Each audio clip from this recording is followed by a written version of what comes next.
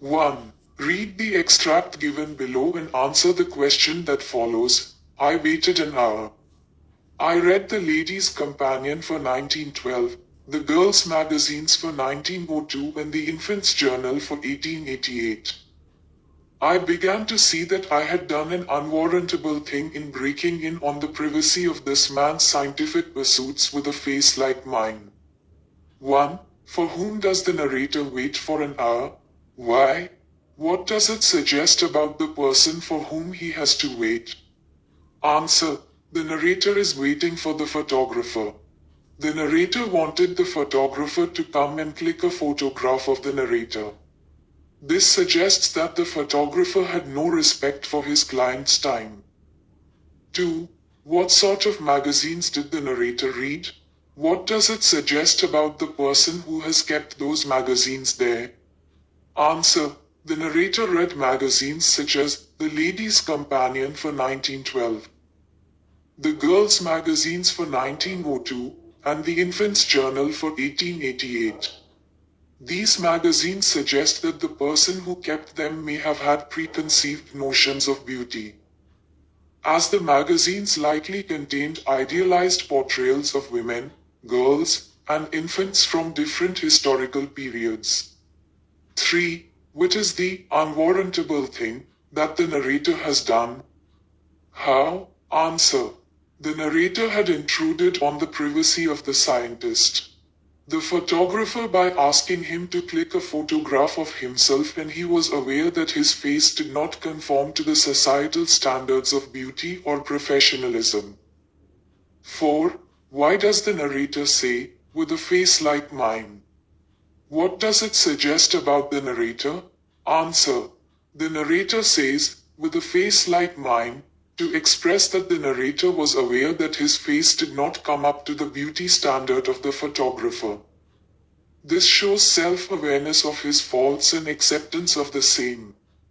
5. What were the man's scientific pursuits? For whom does he carry out these pursuits later in the story? Answer.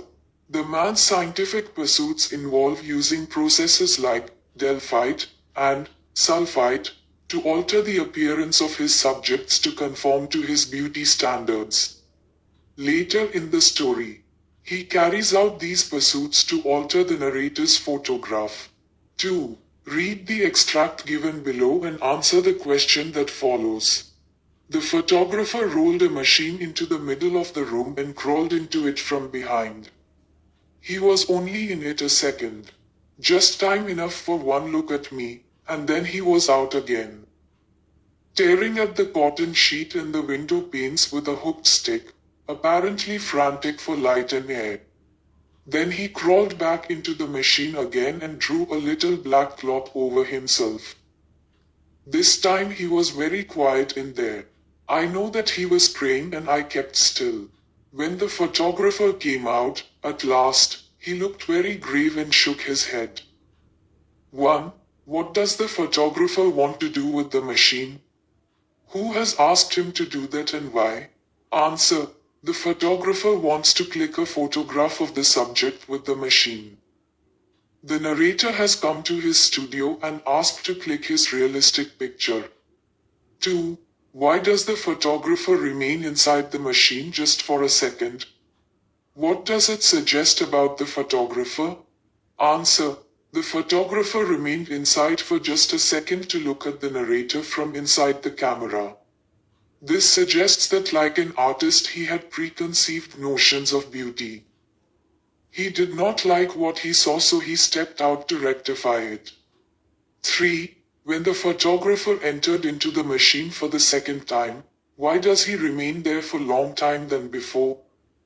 Why does the narrator think that he was praying? Answer. The photographer remains inside the machine for a longer time during his second entry because he must have been thinking about how to go about taking a photograph. He is likely adjusting the process or equipment to ensure the photographs develop properly. The narrator believes he was praying because he is taking such a long time, and the quietness and the solemn atmosphere make the narrator think he was praying. 4. Why does the photographer look very grave? What does he say after this extract about the narrator? How does the narrator react? Answer. The photographer looks very grave because he is likely disappointed or concerned about the outcome of the photographs. He shakes his head to indicate that something is not as expected. After this extract, the photograph says that the face of the narrator is quite wrong. The narrator reacts with emotion and is anxious or insecure about the photographer's assessment. The narrator replied, "Stop. This is my face and I am aware of it." 5.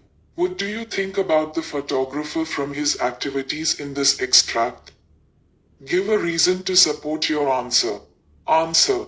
The photographer appears obsessive or fixated on altering the narrator's appearance to conform to his standards and notions of beauty.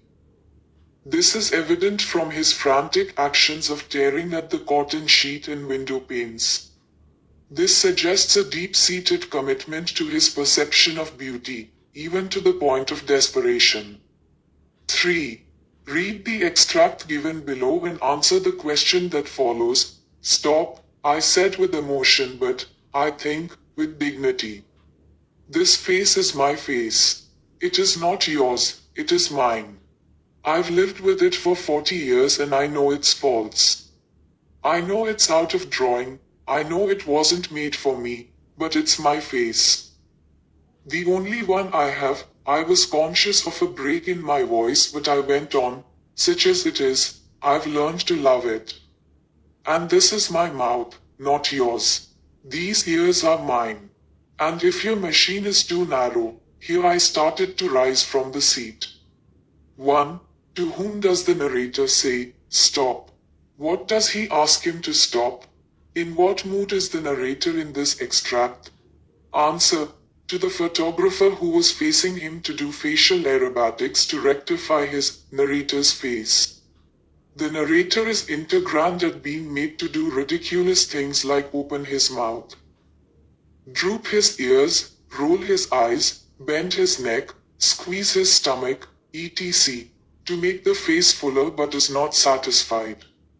In this extract, the narrator is in a mood of emotional assertiveness and dignity. 2. What does the narrator say about his face? What does he mean by saying that he knows its faults? Answer. The narrator says he knows his face and accepts its imperfections as he has been living with this face for 40 years. This implies that he knows aspects of his appearance that may not align with conventional beauty standards or societal expectations. 3. Why does the narrator feel a break in his voice? But then how does he go about it? Answer.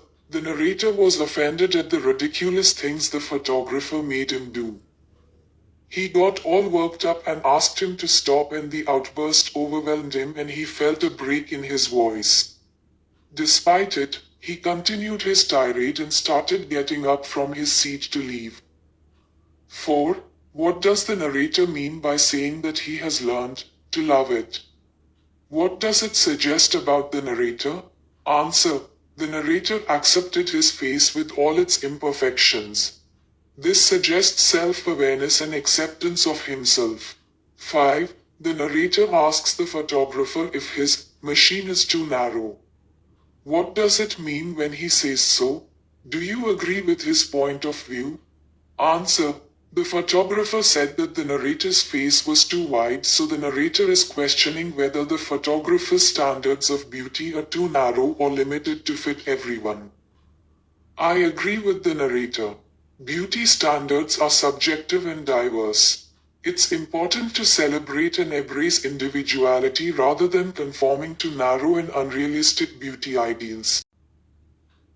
4. Read the extract given below and answer the question that follows. Listen. I interrupted, drawing myself up and animating my features to their full extent and speaking with a withering scorn that should have blasted the man on the spot. Listen. I came here for a photographer to picture something which, mad though it seems, would have looked like me, humble though the gift may have been. I wanted something that my friends might keep after my death, to reconcile them to my loss. It seems that I was mistaken. What I wanted is no longer done. 1. Whom does the narrator interrupt and why? Answer.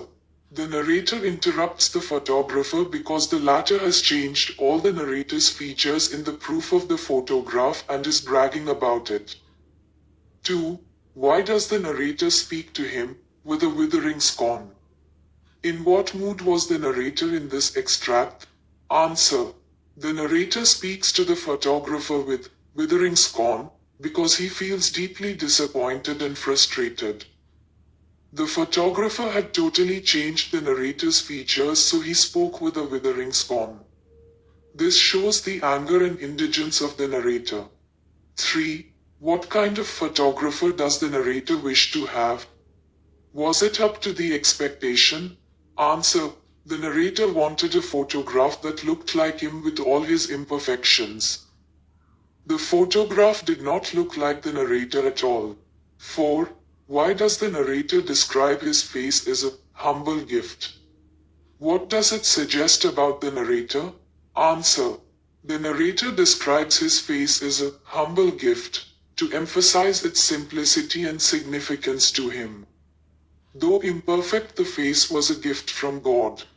This description also implies a sense of self-awareness and acceptance of oneself, highlighting the narrator's appreciation for the ordinary aspects of life. 5. Give a character sketch of the narrator. Answer. The narrator is someone who believes in being true to themselves. They value their own appearance, even if it's not considered perfect by others. When the photographer tries to change their looks, the narrator gets upset because they want a picture that looks like them, not someone else's idea of beauty. They feel disappointed but also stand up for themselves, showing bravery and a strong sense of who they are. In short, the narrator is a person who believes in being real and not letting others define them.